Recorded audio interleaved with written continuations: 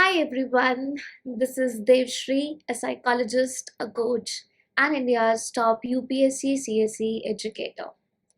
आज की इस वीडियो में हम डिस्कस करने वाले हैं थोड़ा सा स्ट्रेस के बारे में, थोड़ा सा स्ट्रेस मैनेजमेंट के बारे में और बहुत सारा सेल्फ केयर के बारे में। सेल्फ केयर क्यों ज़रूरी है और किस तरीके से हम इफ़ेक्टिव सेल्फ केयर कर सकते हैं या अपने ऊपर अच्छा खासा ध्यान देकर अपनी हेल्थ को फिजिकली मेंटली स्टेबल कर सकते हैं। आज की वीडियो में हम ये समझेंगे। ये सब समझने से पहले आपको समझाना चाहूँगी कि सेल्फ केयर स्टूडेंट्स के लिए बहुत ज़रूरी क्यों है। आप देखते हैं बचपन से लेके बड़े होने तक हमें बहुत सारे लेसन सिखाए गए हैं, बहुत सारी रिस्पॉन्सिबिलिटीज़ निभाना सिखाया गया है एंड काफ़ी हद तक हम सभी मोस्टली सारी रिस्पॉन्सिबिलिटीज़ को बहुत अच्छे तरीके से फुलफिल करते हैं। एटलीस्ट सब अपनी तरफ से पूरी कोशिश कर रहे हैं। हमें हर एक रिस्पॉन्सिबिलिटी जो एक बच्चे की तरह, एक एडोलेसेंट की तरह, एक अडल्ट की तरह निभानी चाहिए, सब सिखाई गई हैं। किसी ने लिस्ट में कोई कमी नहीं छोड़ी। हम रोज़ की भाग-दौड़ में, पढ़ाई में, काम में और कुछ स्टूडेंट्स पढ़ाई और काम एक साथ जगल करने में कहीं न कहीं ये भूल जाते हैं कि हमारी सबसे बड़ी रिस्पॉन्सिबिलिटी अपने ऊपर ध्यान देने की भी है। हमें सभी ने लंबी लिस्ट रिस्पॉन्सिबिलिटीज़ की ज़रूर थमाई, मगर उस लिस्ट में हमारे कल्चर में हमेशा इसको इंक्लूड नहीं किया जाता है एंड आज मैं आपको बताना चाहती हूँ कि ये बहुत ज़रूरी है कि आपकी उस लिस्ट में एक प्रायोरिटी स्लॉट आपके खुद के लिए भी हो। क्योंकि जब तक आप अपनी खुद की केयर नहीं करेंगे, तब तक आप पाएँगे कि आप बहुत ही जल्दी थक जाते हैं, आप मेंटली एग्ज़ॉस्ट हो जाते हैं, आप इमोशनली बर्डन फ़ील करते हैं एंड बर्नआउट एक बहुत ही कॉमन एक्सपीरियंस आपके लिए बन चुका है, जो आप बहुत फ्रीक्वेंटली एक्सपीरियंस करते हैं। बर्नआउट स्टूडेंट्स भी एक्सपीरियंस करते हैं, बर्नआउट वर्किंग प्रोफेशनल्स भी एक्सपीरियंस करते हैं। बेसिकली बर्नआउट कोई भी एक्सपीरियंस कर सकता है और बर्नआउट का मतलब है कि जब आप थक जाएं, टूट जाएं, चूर-चूर हो जाएं और जब आपको लगे कि यार अब बस हो गया, अब और काम नहीं हो रहा है, नहीं कर सकते, मन नहीं है, कोई करने का मोटिव इंसेंटिव नहीं है। वो जो डीमोटिवेशन वाली एक स्ट्रॉन्ग सी फीलिंग आती है कि इस काम में इंटरेस्ट नहीं, लाइफ में इंटरेस्ट नहीं। It happens to everyone because after a point things become monotonous, things become less challenging, less interesting, and we feel that what exactly are we doing with our life? Is this something which I really want to do? Now, all of us will have to learn the ways how we can deal with such burnout experiences or we can deal with such exhaustion. This is basically mental fatigue. Again, it becomes very important to realize and understand that what kind of lifestyle are we leading. हम जिस तरीके का lifestyle lead कर रहे हैं, आप देखेंगे कि उसी लाइफस्टाइल में आपको कुछ चैलेंजेस आइडेंटिफाई करने को मिलेंगे। वो चैलेंजेस जो आपके दिन रात के काम को बस बढ़ा रहे हैं या आपको उन चैलेंजेस को फुलफिल करने में कुछ ऑब्स्टेकल्स बनकर आ रहे हैं। उन चैलेंजेस को आइडेंटिफाई कर लेने से, उनके ऊपर एक्टिवली काम करने से सबसे पहले आपका स्ट्रेस लेवल कम हो जाएगा। स्ट्रेस मैनेज अच्छे से कर पाओगे क्योंकि आप समझते हो कि क्या ऐसी चीज़ें हैं आपके डे टू डे लाइफ में जो आपको इतना स्ट्रेस दे रही हैं। ये बहुत ही ज़्यादा हेल्पफुल इस तरीके से भी रहेगा आपके लिए, जहाँ पर आप डेली अपना एक शेड्यूल बनाते हैं और उस शेड्यूल को फॉलो करते हैं। देखिए, शेड्यूल बनाना, एक टाइम टेबल बनाना एज़ अ स्टूडेंट और if you are a working professional and also preparing for the exam, that's completely fine. In that case also having a schedule is really good and ये schedule optimistic बहुत ज़्यादा नहीं होना चाहिए। अब optimistic बहुत ज़्यादा को मैं अगर फ़िलहाल आपके लिए सिंप्लीफाई कर दूँ तो मैं कहूँगी कि बहुत ज़्यादा आइडियलिस्टिक नहीं होना चाहिए। क्योंकि आइडियलिस्टिक जब हम गोल सेट कर लेते हैं तो उनको फुलफ़िल करना या उनको अकम्प्लिश कर पाना बहुत मुश्किल हो जाता है। जब आप उनको अचीव नहीं कर पाते हैं, तो यही चीज़ आपको डिमोटिवेट करने लगती है और आपको लगता है कि आप ज़्यादा प्रोडक्टिव नहीं हैं, आप अपना काम एफिशिएंटली कर नहीं रहे हैं। साइकोलॉजी में हम एक कॉन्सेप्ट डिस्कस करते हैं और इस कॉन्सेप्ट का नाम है प्लानिंग फॉलिसी। अब सीन ये है बॉस कि जब हम प्लान करने बैठते हैं तो हम बहुत ही आइडियलिस्टिक तरीके से चीज़ों को प्लान कर डालते हैं। हम 12 घंटे काम करना चाहते हैं तो हम 18 घंटे के हिसाब का एक प्लानर बना के रख देते हैं। बट द रियलिटी इज़ कि we forget that we are human beings and not machines.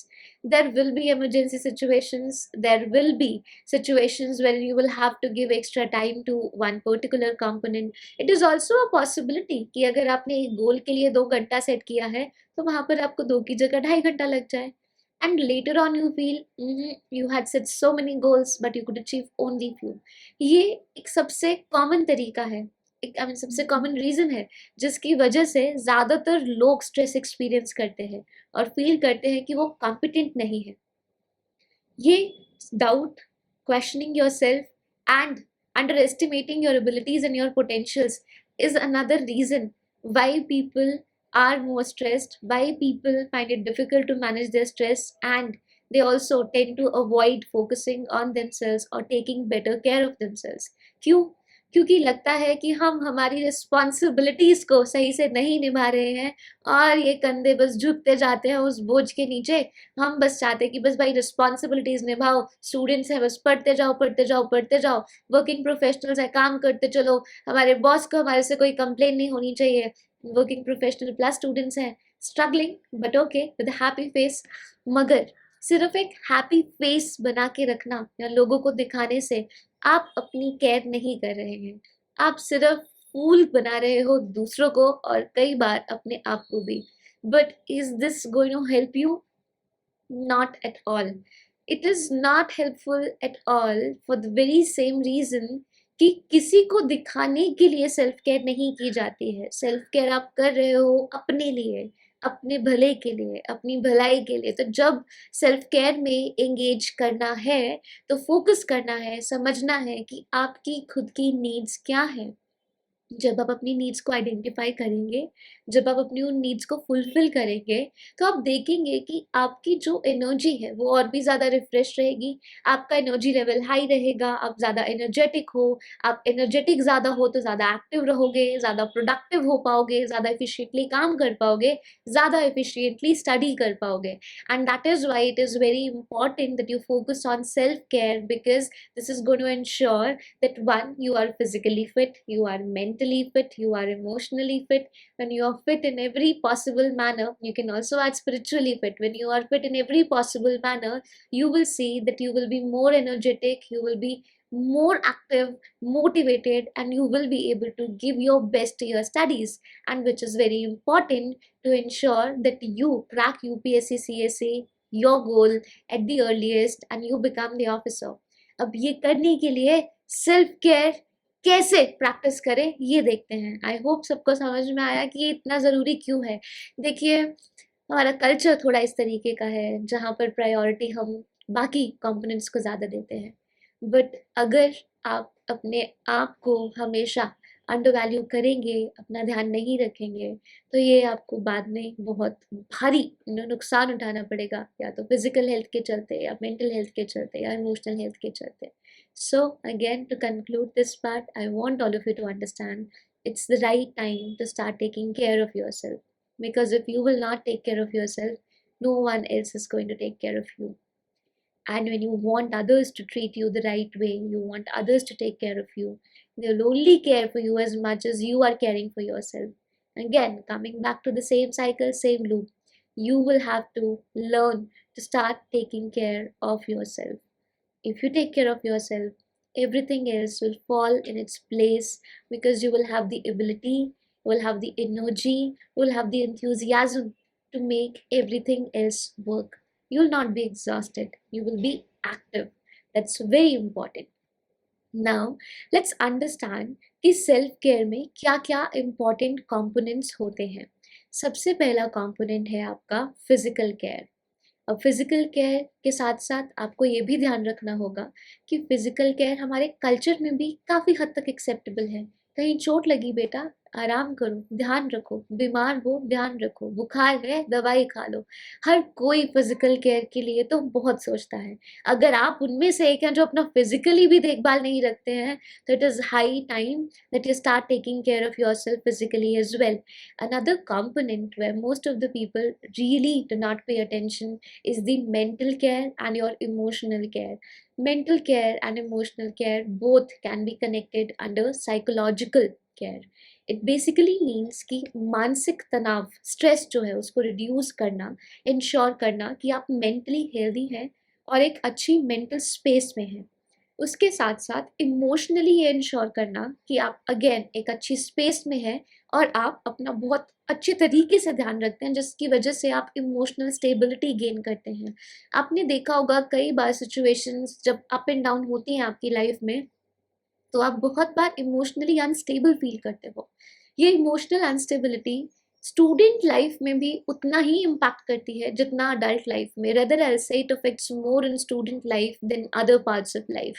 Reason being that you get used to the work you have to do. You might not always have to be focused 100% of your time, or when you are working at a stretch you can still manage to complete your work without being completely just lost in your work. हो सकता है, मगर students के लिए this is something which is not very much possible, because when you have to study you're supposed to focus, you have to give your best, you have to give your 100% focus and concentration on your studies. And when you are emotionally low or when you are mentally low, at that point of time you will not be able to give your best to studies. You might have felt that many number of times that you're studying and then you find yourself losing into some thought. तो अगर आप चाहते हैं कि आपकी पढ़ाई पर इन चीज़ों का असर ना हो, तो ये ध्यान रखें कि आप दिन में कुछ टाइम अपनी physical, mental and emotional care को भी दें। ये डे टू डे बेसिस पे किया जा सकता है, ये ऑल्टरनेट डेज पे किया जा सकता है, वीकली बेसिस पे किया जा सकता है। You don't have to give like 5-6 hours or 10 hours a day. It only requires half an hour. Half an hour wherein you can do some sort of physical exercise, wherein you can have some time where you can sit alone and introspect about your life, about your emotions, about your actions, about your thoughts, and all of that. This gives you peace, right? And that helps you consolidate how you're feeling about things around you. And you will also have the chance and scope to realize that where you need to make amendments, where exactly you need to make modifications. Thus, this is one of the most important things you should do. पहले realize करें कि physical care के साथ साथ mental care, emotional care बहुत ज़रूरी है। And अगर आप उसमें अपनी स्पिरिचुअल केयर भी ऐड कर सकें तो बहुत ही अच्छा रहेगा, जिसके थ्रू एक होलिस्टिक आपकी डेवलपमेंट होती रहेगी, एक पूर्ण तरीके से आप अपना ध्यान रख पाएंगे। यहाँ ये भी ध्यान रखना ज़रूरी होगा कि जब हम बात करते हैं फिजिकल और साइकोलॉजिकल हेल्थ की या फिर मेंटल हेल्थ की, तो यहाँ पर हमारा एम सिर्फ ये नहीं होता कि ओ हो हमें कोई बीमारी तो नहीं है, हम फिजिकली सिक नहीं है, या फिर हमें मेंटल कोई इलनेस नहीं है। That should not be the goal. बहुत अच्छी बात है अगर हम अपने आप को किसी तरीके की फिजिकल या मेंटल एलिमेंट से बचा सकें, बट सिर्फ एलिमेंट ना होना कोई एविडेंस नहीं है कि आप मेंटली एंड फिजिकली हेल्दी हैं, राइट? इट्स वेरी इम्पॉर्टेंट कि आप ये बात समझें कि आपका अभी सिर्फ एक नॉर्मल लेवल पर हो, मगर physical fitness and mental fitness तक जाने के लिए आपको अभी भी एफर्ट डालना होगा। तो सिर्फ इलनेस ना होना फिटनेस का साइन नहीं होता। फिटनेस की तरफ बढ़ने के लिए एक्स्ट्रा एक्शंस लेने ही पड़ेंगे। अब जब बात आएगी फिजिकल एक्सरसाइज की, तो regular exercise day to day basis पर करी जा सकती है। इसके लिए आप 15 to 30 मिनट्स अपने हिसाब से डेडिकेट कर सकते हैं। 30 minutes is a good time. इसमें आप वॉकिंग कर सकते हैं, जॉगिंग कर सकते हैं, या फिर रेगुलर एक्सरसाइज कर सकते हैं। आप चाहें तो योगा, मेडिटेशन को भी अपनी प्रैक्टिस में ला सकते हैं। I will suggest you to go ahead with exercise, yoga, and meditation, a combination of all three. When you need the one, just use it. Meditation will help you calm your mind. Yoga will definitely help you gain, good stability in physical and mental terms. Even emotionally, there are good benefits of yoga. Exercise, the regular exercise is going to ensure that your energy levels are really good. You will see when you are engaging in exercise or you're running or you're walking, the hormone release which is taking place is actually causing or creating a positive impact on your mind. This also helps you feel really good about yourself. Emotionally you will feel very good and stable. This itself is going to give you a lot of energy and happiness around you. So engaging in such activities on day to day basis is definitely going to make a huge difference to your life. And for students this is very important. Please understand that sitting all day and studying is not going to be extremely effective, because after a point you are going to lose focus. And if that is the case, if you're losing focus repeatedly, you cannot do exercise every 40 minutes or every 120 minutes. Bar bar 30 minutes का exercise तो नहीं कर सकते हैं. एक दिन में एक dedicated slot रखना सही है. बट फोकस से कैसे डील करें ये भी सुन लो आज. फोकस से डील करने के लिए आपको जब भी ये रियलाइज हो कि आपका जो ध्यान है वो भटक रहा है, खुद को याद दिलाओ, come back come back come back, you have to focus on your studies. जब आपको रियलाइज हो जाता है, एटलीस्ट उस टाइम कॉन्शियसली खुद को वापस अपनी स्टडीज की तरफ फोकस करने के लिए लेकर आए. दूसरी चीज जो आप कर सकते हैं, जब आप बहुत ज्यादा थक जाते हैं, नींद आ रही है, पढ़ा नहीं जा रहा है, ओ कुछ दिमाग में जा नहीं रहा है, quickly get up, just jump for few minutes or drink some water. This is also going to help you a lot. You can stretch for 2 to 3 minutes. That is also going to help you significantly. So use these techniques to ensure that your study is not impacted and whether you are performing your best. Meditation, mindful meditation आप कर सकते हैं. Mental exercise है जो आपको help करेगी अपने emotions को कंट्रोल करने में, आपकी बॉडी को मैनेज करने में, आपके थॉट्स को रेगुलेट करने में. इसका बहुत ही पॉजिटिव इम्पैक्ट होता है आपके थॉट्स के ऊपर, आपकी फीलिंग्स के ऊपर, आपकी क्रिएटिविटी और डिसीजन मेकिंग तक को भी ये एनर्जाइज कर सकता है, उसको एनहांस कर सकता है. बिकॉज यहाँ आपको वक्त मिलता है अपने साथ, यहाँ आपको वक्त मिलता है थोड़ा इंट्रोस्पेक्ट करने का. वो जो कामनेस आप एक्सपीरियंस करते हो माइंडफुल मेडिटेशन के अंदर, वो बहुत ही ज़्यादा यूजफुल रहेगी. सो ensure that you do practice that. फिर एक सबसे इम्पॉर्टेंट चीज़ जो हमें करनी होगी हमारे लिए, वो है थोड़ा सा टाइम खुद के लिए निकाल लें जिसमें हम कुछ ऐसी एक्टिविटीज़ में एंगेज करें जो हमारे लिए बहुत इंपॉर्टेंट है, बहुत मैटर करती हैं, या हमें करना पसंद है मगर बाकी लोगों को लगता है कि हम सिर्फ टाइम वेस्ट कर रहे हैं. But let's understand. I think all of you are mature enough to realize that when you are doing something for yourself and when you are simply wasting your time.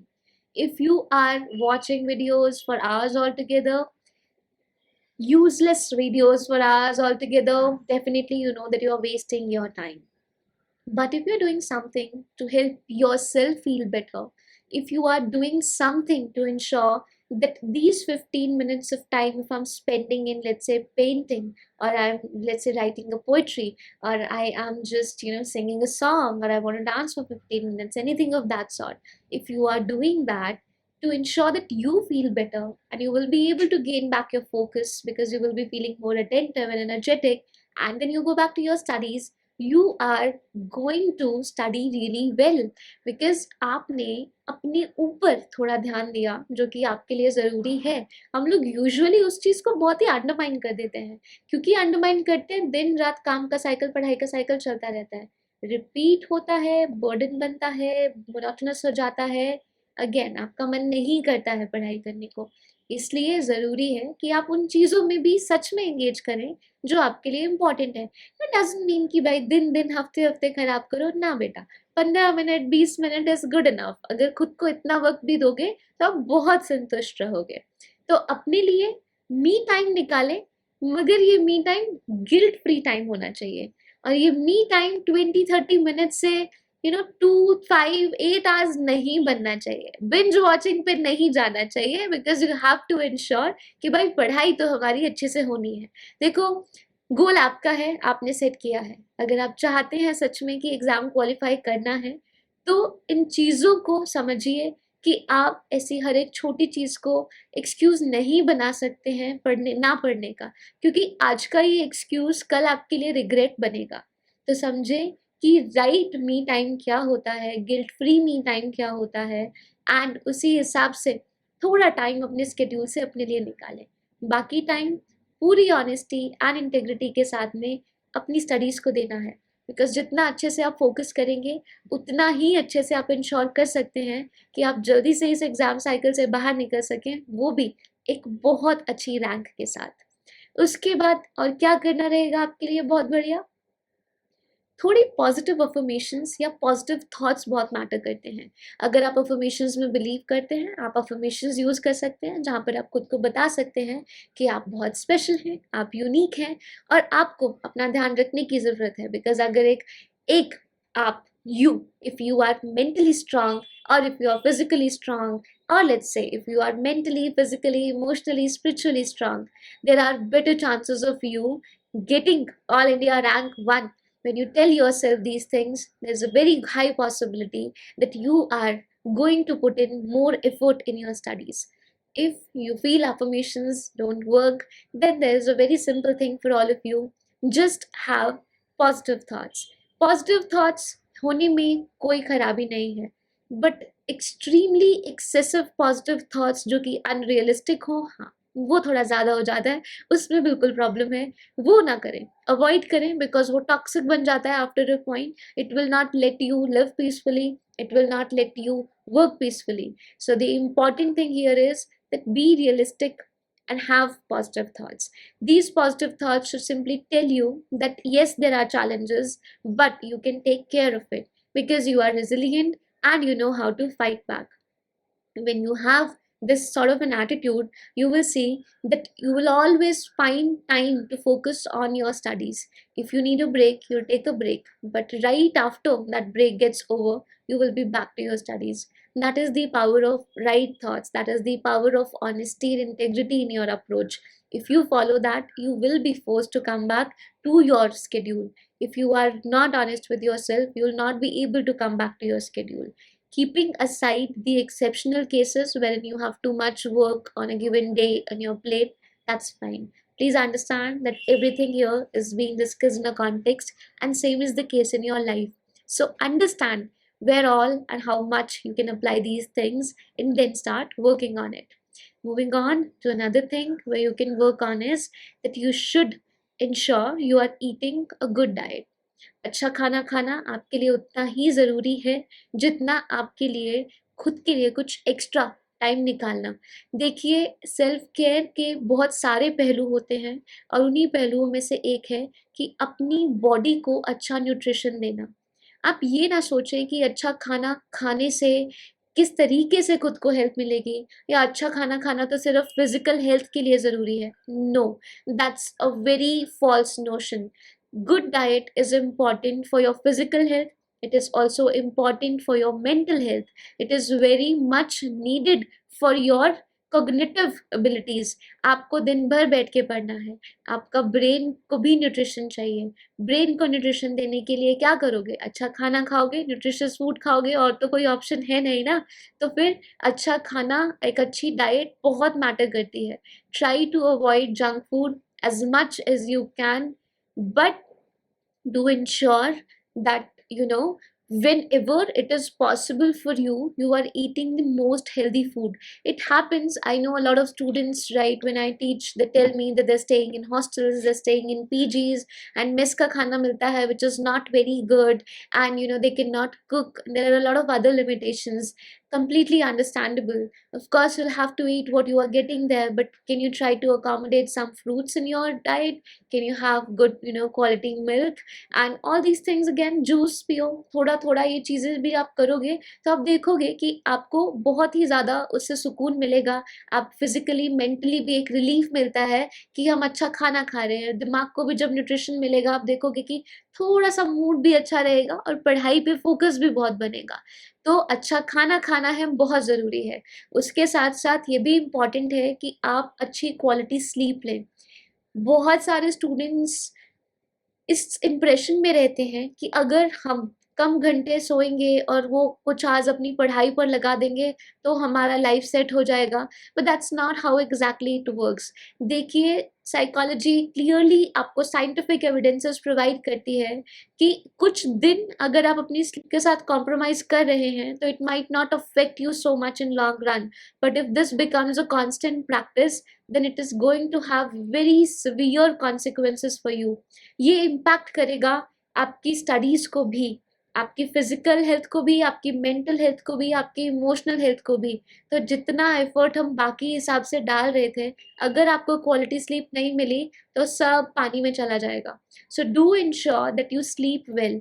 आपको 4 घंटा, 6 घंटा, 8 घंटा, जितने घंटे की नींद ज़रूरी है रिफ्रेश फील करने के लिए, उतनी नींद लीजिए, कॉम्प्रोमाइज मत कीजिए। क्योंकि जब आप रिफ्रेश्ड होंगे तभी आप अपने कम टाइम में भी ज़्यादा एफर्ट डाल पाएंगे, तभी आप ज़्यादा प्रोडक्टिव होंगे, ज़्यादा एफिशिएंट होंगे। बिकॉज स्लीप डेप्रिवेशन ना सिर्फ आपकी बॉडी के ऊपर बल्कि आपके माइंड, आपकी मेमोरी के ऊपर भी नेगेटिव इम्पैक्ट डालती है। आपकी मेमोरी को बहुत ज़्यादा इम्पैक्ट होता है जब आप इफेक्टिवली नहीं सोते हैं। तो कॉम्प्रोमाइज मत करें, बिकॉज वो 4-6 घंटे सोना, वो 1 घंटा 2 घंटा रोज का काट लेना बाद में आपको बहुत ज़्यादा इम्पैक्ट करने वाला है। आपको मेमोरी रिलेटेड इश्यूज हो सकते हैं, जो चीज़ें आप पढ़ते हो वो आपको ज़्यादा देर तक याद नहीं रहेंगी, एंड फिर आप पूछते हो मैं पढ़ता तो बहुत हूँ पर मुझे याद नहीं रहता, क्या करना चाहिए? हर एक कंपोनेंट जो यहाँ लिस्ट डाउन किया है उसको प्रॉपर्ली फॉलो करना चाहिए, तब आपको याद रहेगा। And anyway, I am gonna share some hacks with all of you in the next video on how exactly you can remember better. So don't forget to watch that video. Subscribe to the channel and press the notification bell so that you get notification whenever any video is uploaded at Unacademy Articulate channel. और उस video को तभी देखें और साथ के साथ ही अपनी स्टडीज़ में, अपनी स्ट्रैटेजीज़ में इम्प्रूवमेंट्स लेकर आएँ, अच्छे अच्छे हैक्स फॉलो करें ताकि आप अच्छे से चीज़ों को मेमोराइज कर सकें। ये भी ध्यान रखें कि इमोशनल कनेक्शंस बनाना बहुत ज़रूरी है और अपनी इमोशनल हेल्थ का ध्यान रखना बहुत ज़रूरी है। हमारे कल्चर में होता है, कुछ हमारे जेंडर्स को लेकर हो जाता है। हम लोगों को लगता है कि यार इमोशंस तो इतने इम्पोर्टेंट नहीं है, इमोशंस को हम बात करने में सबसे नीचे रखना पसंद करते हैं। हाँ, कोई भाव नहीं देना। But the reality of it is, I think it's like you know mass escape. सभी लगे हुए हैं कि इन फीलिंग्स को बस एस्केप कर देते हैं, अवॉइड कर देते हैं, एक्सेप्ट नहीं करते हैं। That's something you are trying to do but it is not going to change the reality. Feelings dominate करती हैं, इमोशंस डोमिनेट करते हैं। Majority of people are affected and badly impacted because of the impact of their emotions. It is just that you do not accept that. But yes, they are always playing the role. The day when you get up from your study desk stating, "Aaj man nahi hai yaar," that is because of your feelings and your emotions, right? And that happens very frequently with a lot of you. So it is extremely important that you realize that you have to take better care of your emotional health as well. You need to ensure emotional stability for yourself. And how exactly can you do that? You will have to understand and realize if you are facing any emotional challenges, if you are feeling stressed, if you're feeling emotionally stressed, identify that. If there's anything which is disturbing you emotionally, try to address that at the earliest. That will be great, really good for you, and this is going to ensure that you are able to bring back your focus to studies. Emotionally जब भी आप affected होते हैं या कोई भी चीज़ आपको बहुत ज़्यादा impact करती है, स्पेशली लाइक एक स्टडी सेशन में, फॉर एग्जाम्पल देखो, जनरली तो आपको कोशिश करनी चाहिए कि आप उन प्रॉब्लम्स को फटाफट से एड्रेस करो और वापस पढ़ाई पे फोकस करो। मगर बहुत बार सिचुएशंस ऐसी भी आएंगी जहां पर आप इमीडिएटली अपने इमोशनल पेन को या स्ट्रेस को एड्रेस नहीं कर सकते हो, and it will definitely take some time. But पढ़ाई नहीं रुक सकती है, पढ़ाई कंटिन्यू करनी है, तो what should you do? Whatever is bothering you, and whenever you realize that during your study session, make a note of it, fold it, keep it aside. Do not focus on that. Tell yourself, I've written it, I'm going to take some time after my studies are done, and then I will think about it, or then I will feel what I'm feeling right now. But at this moment, I cannot afford to spend more time here. This should be your priority. When you do that, you have basically kept that task, kept that feeling for a later period of time. And right now, you are telling yourself to focus on your studies. It will work for you. It has worked for many other, right? And just give it a try.